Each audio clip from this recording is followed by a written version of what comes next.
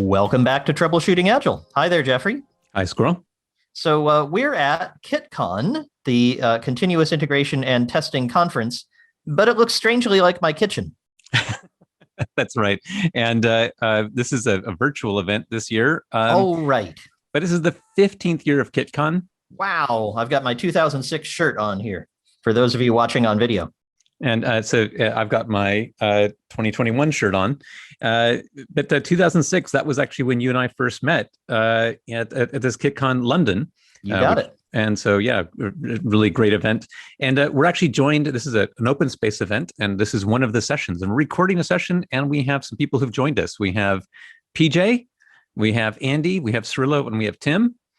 Thank you everyone for joining. And we're going to do a special Troubleshooting Agile where we take questions from the audience. And other people may drop in, or these guys may drop out. That's what the glory of an open spaces conference is. So don't be offended or confused, dear listener, if suddenly a voice appears from nowhere and it's not one of the ones that we just listed. Right. And the first topic we're going to start with today was a topic that PJ brought up. PJ, what was your topic for possible troubleshooting discussion?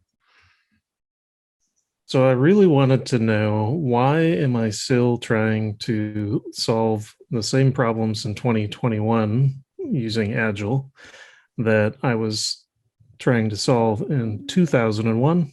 So I've spent 20 years doing Agile software projects, and it feels like some days we haven't made any headway at all. I totally understand. That's a great topic. And PJ, by the way, is someone who is the co-organizer and co-founder of CITCON, the conference. And PJ and our interaction goes back to 2001 on the cruise control project, where PJ created the project and I was a relatively early adopter. And for the people who don't know what cruise control is, it was one of the earliest CI tools, continuous integration tools, way back when. Kids these days has never even heard of cruise control. Jenkins and Cloud. Whatever. Yeah. Get off my lawn. That's right. So, but so this group here. Andy was also at the first CITCON of 2006. So really, you were a relative latecomer. Was it 2008? Was your first one? It was Brussels, I think 2007. Oh, 2007. Okay. So yeah, only 14 years at CITCON. So Tim is maybe the newest. So I think this is probably, has anyone had a different experience? Does anyone find like, oh no, I'm only talking about new stuff. I never hear anyone asking those old questions. Well, it depends on what you mean by old questions. So PJ, I suspect that in 2001, what was your team made up of? Who was your typical team in 2001? In 2001, we typically had a team of, let's say, 8 developers, 2 QA people, project manager, and 2 business analysts. And team today? Team today, in general, tends to be very similar, but my current team is 2 engineers, 4 QA people, 1 product manager, which is a notable difference from 2001, and a lot more stakeholders actively involved. Yep. And the key word I heard you use there was people. It sounds like your teams in both cases were made up of people. Is that accurate? That is accurate. It seems to me that all of the problems that people have with Agile development haven't changed. The people are the same. So what I think you might be saying, and I don't want to put words in your mouth, so please correct me, is that the knowledge doesn't seem to have reached these people, that somehow in 2001, it was kind of understandable that they might not know stuff. But in 2021, you'd kind of like them to know certain things. But they're still going to be the same people. So I would predict the same kinds of people-based problems, which is, of course, what we talk about on the podcast all the time. Well, Squirrel, you're saying you're saying they're the same people, but I think they're not. I think the point is that they're different people, and that people have these same problems. But sorry, they're different arrangements of atoms. Yes, sorry. Yeah, but I mean that they're that they have the same kinds of people problems that the people of 2001 did. And that wouldn't be surprising. But what might be surprising is that what's happened and changed in 20 years is less than you'd think in terms of knowledge. That there's information that people used to have that you understood in 2001 why they didn't have it 2021. You say, how can you still not know how this works? And I think there's something in there which is also about your own perspective of you have grown in the knowledge. And so you kind of end up with this perspective of thinking, well, others should have grown in the knowledge in this same time frame. But like that's not a reasonable assumption to be making. Once it's stated, it's like, well, of course others aren't going to have learned the same things that I learned over that time. And even if they did learn it at some point, they're probably in a different situation. They're different people. So yeah, it seems like it's that annoying grind of teaching. You have to say the same thing again and again and again for them to pick it up because they keep changing. And I like the analogy to teaching because I used to teach maths to university students and 8-year-olds and other exciting, interesting people. And the new students would come along and need to learn the same material. So that wasn't surprising to me. But in 20 years, I might hope that people earlier in the learning process, earlier in their schooling, might have learned something that was different and that would be helpful to me. So I have some empathy for why we might say things like, gosh, why don't they know about X? I'm curious, PJ, what is X? What's something that you think that they should know? Or do you disagree with my premise? Oh, I agree with the premise. Here's an example of something that I think I've dealt with throughout my Agile career.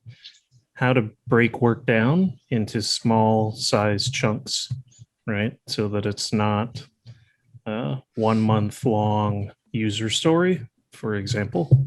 Instead, let's get it down to a 1 week long user story, or even crazier, a 1 day long user story. Yep. And is it that you have a method that if they just applied, it would happen?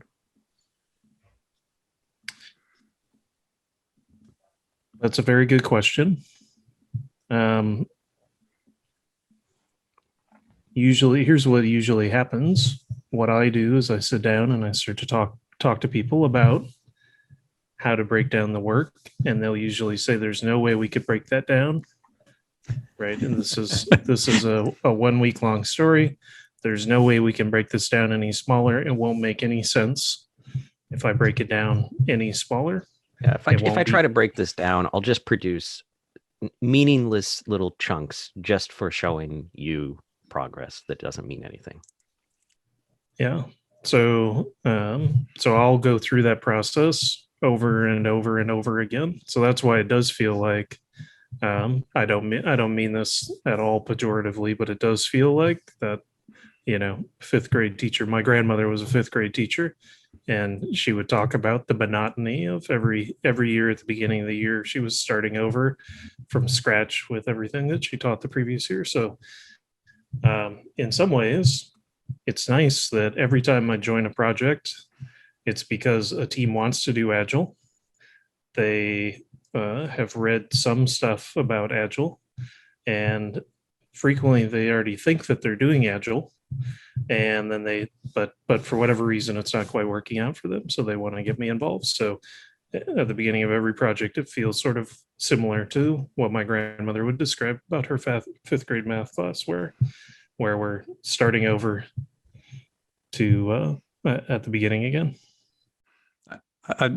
I'd like to just sort of say, have a bit of a maths view of this, because I think part of what we're saying here, we're observing, and I think actually what you're describing, PJ, the example of kindergarten fits very well. And I don't mean kindergarten in the sense of like these people are children, but rather that they're new to it. And I think there's two reasons for that. One is at the time we started, it was about the time Andreessen's quote came out, "Software is eating the world."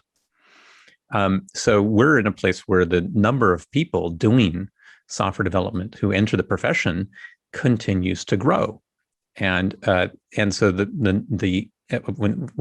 I haven't looked at numbers recently, but I remember that the numbers 20 years ago were showing this, the number of expansion of people in software. So what would that mean? It would mean that the average years of experience of a software developer are shrinking, that the industry is becoming more novice on average. So that's one. The second thing that happens, and you described that people join and they believe they're already doing Agile because they join organizations, and that they join an organization that has a dominant paradigm already in place. They have a name for what we're doing, the standard thing. Now, what would that be? And people who've may have heard us talk before about crossing the chasm, the book by Jeffrey Moore has what I think is a very useful model of how innovations spread out through a population. He's building upon earlier work about the diffusion of innovation, but he adds this chasm, and he breaks down segments of the population into early adopters or visionaries. Actually, first you have innovators, and then early adopters, and then this chasm that separates the early adopters from everyone else. And then you have the early majority, late majority, and laggards. And what has always been impressive to me about this model is it says that each of these groups have a different reason to change. They have a different reason, different motivation to adopt new techniques. And since 2006, since we started this CITCON, because we had the same conversations kind of in 2006, we're saying, look, we've been doing CI and testing since 2001. At the time that we were doing it, no one knew how to do continuous integration, at scale. We were figuring out together. We were doing what I'm trying to think of the person's name here, IT risk manager, Chris Matz. He described as a community a community of needs, that we needed to solve this. And so you had the people here who were trying to figure stuff out. We were all early adopters. We were driven by what would be better. And so you had this community of needs that were inventing things. It was only later that you then, as Agile practices cross the chasm into the mainstream, that you have people who are adopting it for different reasons. And I think when I hear your description, PJ, part of what you're saying is, why don't people know the stuff that was figured out and written down? Haven't they read the books? And I think for me, that's a very natural response, because everyone at CITCON, like our tribe of people, the people who are here on a Saturday morning in pandemic time saying, sure, I'll sign up for another 8 hours of Zoom calls. We're a self-selected group who are like, we care about better. We want to talk to other people about better. And, if there's better ways of doing things, we're going to go seek it out. We'll have read the book. And it's baffling. Like, why aren't other people doing the same? Because it seems like the right thing to do if you want to be better. And to me, this is the model that explains it. Well, other people are motivated differently. And so we have this combination of new people entering, and they're entering into mainstream organizations that adopted Agile, but for different reasons. Like, they didn't want to be left behind. Like, Agile, this is the early majority. Agile was the trend. And so they adopted it because like everyone else was, or it became the standard. And that's where we're today. Agile is now the standard. So you have safe and you have less and scaled, all this scaled Agile stuff. Every company says, of course we're Agile. That's the standard. So you have these new people entering to groups that adopted Agile for sort of checkbox reasons. Of course they don't know. Of course they don't know. And it's all also a matter of responsibility you're willing to take and ownership you get. Because I think in the beginning, the people that started with doing Agile, they were just in a small team inventing it themselves and finding out that it was really working. And the boundaries was your connection to the business, for instance. You were often working in a bubble doing Agile software development, and the company wasn't Agile at all. And now companies try to be Agile in a broader sense, but it's very much a mechanism. And the teams that are working really well are often small teams that have a lot of influence in the process or in the product as well, and they get ownership to create something. So it's often, I think it's often the ownership that makes it work. Because if you're in a company where there's management telling you to create some product that you're not really inspired by, and that's still most of the industry, right? People doing work because they get paid by a company, and you're not creating really inspiring stuff. You're just doing your work as good as you can do it. And the teams that work are the teams that are inspired by the stuff they're making because they really like the product they're building, for instance. There's some really interesting claims that you have in there, Cirillo, about what you're really describing there are teams that are engaged, and I think you're describing some of the things that lead to people being engaged. There are other reasons, but that gets us beyond the PJ's question. But I think you're right, which is that essentially those engaged teams are the ones who care enough about their mission that they end up acting like the early adopters. They because they're engaged, they're motivated to solve the problem, and that means they're willing to change. They're willing to look out and seek out better ways of doing things. So I think that's my connection there. You need that inspired environment in order to thrive, right? That's right, and then hopefully, and this is to me like what do we hope to do with the Troubleshooting Agile podcast is to acknowledge the fact that that there will always be new people coming out. There's people who, for one reason or another, will be seeking better ways. And these are the people who will end up finding out about conferences like this or podcasts like this. So the Troubleshooting Agile audience will be among those self-selected people who are saying, gosh, there's got to be a better way. And we can only help the willing, the curious. I remember Alistair Cockburn described, this is many, many years ago. People don't know Alistair Cockburn is one of the signatories of the Agile Manifesto. We should probably put a link to in the show notes around this. We'll also put one to Crossing the Chasm, even though I'm sure we've shared that in the past. I got it all covered. Keep going, Jeff. Fantastic. So Alistair Cockburn described that he had someone who engaged him to come and check out their shop and say, "Can you help me make this team better?" And he walked around, and after the first day, he told the person, he goes, "No, I don't think I can." And he was, well, why not? He says, "They don't seem curious. I just walked around and I looked what was on people's whiteboards and I looked on the desks." And this is like in the either late 90s, early 2000s. And he said, "There's no books, there's no magazines. These people aren't putting discretionary effort in to learn. And without that sort of curiosity, I don't think that it's going to be possible to improve." Now, I'll be curious if I were to maybe I'll tweet at Alistair later today and ask him if he's seen any, if he'd have a different view today. But anyway, so coming back, I think wrapping up, PJ, was a great question. That's my kind of our take on, or at least my take on why we are teaching the same things, talking about the same things 5, 10, 15, 20 years later. And let me close on a positive note. Would that be okay, Jeffrey? Oh, absolutely.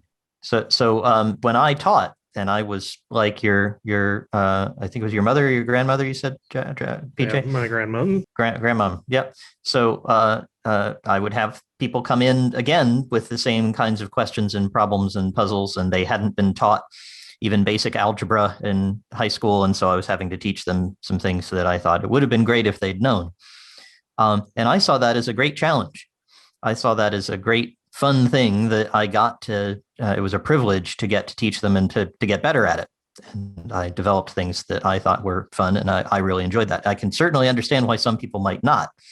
And those people probably shouldn't become teachers of calculus to business students. That would not be a good career choice if you were not excited about teaching the same material again and learning how to do it better.